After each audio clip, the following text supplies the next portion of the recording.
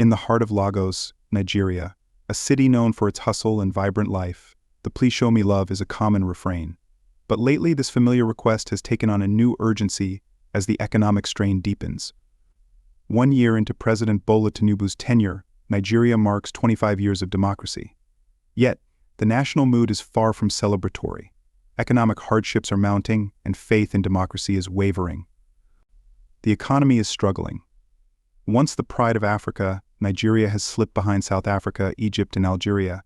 Inflation is soaring, and basic necessities are becoming luxuries. The cost of living is suffocating, with food prices tripling and electricity tariffs surging. Desperation drives some to extreme measures.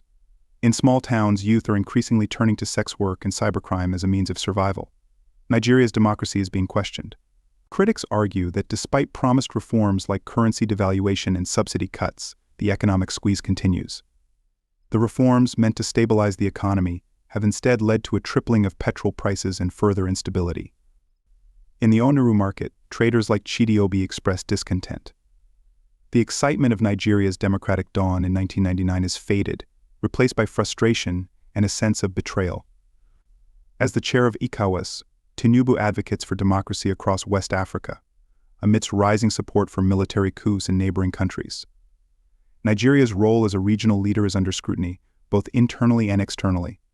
Experts like Oji Onubogo from the Wilson Center believe that citizen frustrations can strengthen democracy, pushing for more inclusive governance and better policies.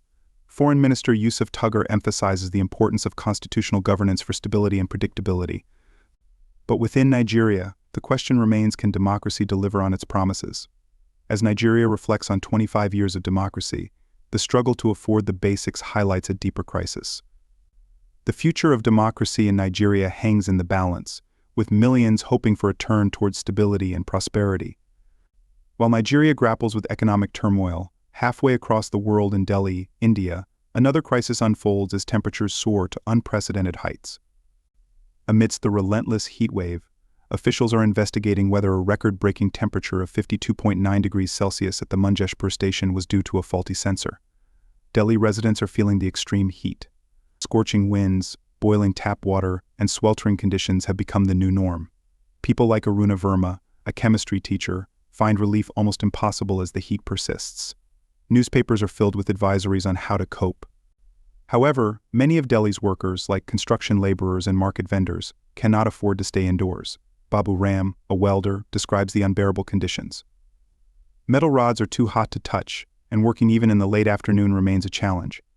Vegetable vendor Samir Prakash struggles to keep his produce fresh, battling the sun and heat.